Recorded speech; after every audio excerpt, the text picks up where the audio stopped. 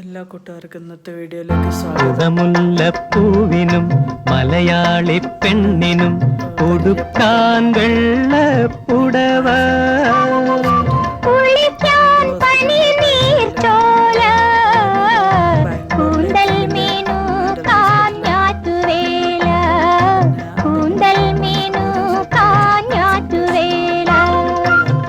മുല്ലപ്പൂവിനും മലയാളി പെണ്ണിനും.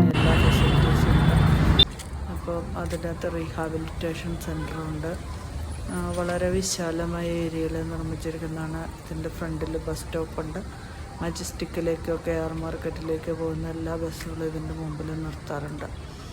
അപ്പോൾ ആ ഹോസ്പിറ്റലിൻ്റെ കാഴ്ചകളിലേക്കാണ്. വളരെ മനോഹരമായ ദൃശ്യങ്ങളാണ്.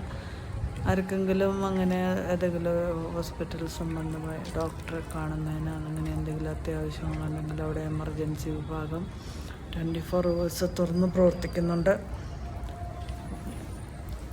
നിങ്ങൾക്ക് ആവശ്യമായുള്ള അപ്പോൾ ഇതിനെക്കുറിച്ചൊരു അറിവ് തരാൻ വേണ്ടിയിട്ടാണ്. വളരെ സ്പേഷ്യസ് ആയിട്ടുള്ള വളരെ നല്ലൊരു ഹോസ്പിറ്റലാണ്. അപ്പോൾ അതുകൊണ്ട് ആർക്കെങ്കിലും വിസിറ്റ്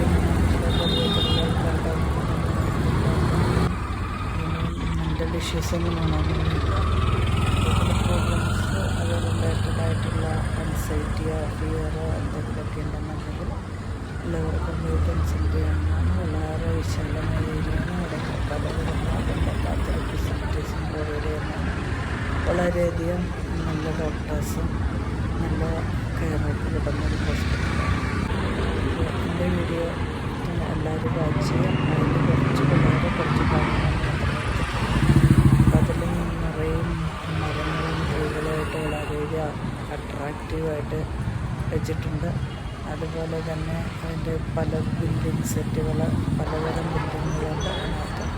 അതിൻ്റെ കുറച്ച് ദൃശ്യങ്ങൾ മാത്രമാണ് ഞങ്ങൾ എടുത്തിരുന്ന അതിൻ്റെ ബ്യൂട്ടി ഓഫ് ദ ഹോസ്പിറ്റൽ. എല്ലാ ബിൽഡിങ്ങൊന്നും കവർ ചെയ്തതിനകത്തുള്ളതൊന്നും വേഷൻസ് ഇല്ല. എന്നാലും അകത്തുനിന്ന് കുറച്ചുള്ള വ്യൂസ് ഉണ്ട്. എല്ലാവർക്കും എൻ്റെ വീഡിയോ ഇഷ്ടപ്പെട്ടെങ്കിൽ ലൈക്ക് ചെയ്യുക, ഷെയർ ചെയ്യുക, സബ്സ്ക്രൈബ് ചെയ്യുക, ഫോളോ ചെയ്യാനൊക്കെ. അപ്പോൾ എല്ലാവർക്കും എന്തെങ്കിലും ആവശ്യങ്ങൾ ഈ ഹോസ്പിറ്റലിനെ സംബന്ധിച്ചുണ്ടെങ്കിൽ നിങ്ങൾക്ക് എല്ലാവർക്കും പോയി കൺസൾട്ട് ചെയ്യാവുന്നതാണ്. അതിനായിട്ട് ഞാൻ ഹോസ്പിറ്റലിൽ നിന്ന് പരിചയപ്പെടുത്തിയത് മാത്രമേ ഉള്ളൂ. ലൈക്ക് ചെയ്യുക, ഷെയർ ചെയ്യുക, സബ്സ്ക്രൈബ് ചെയ്യുക. Thank you for watching.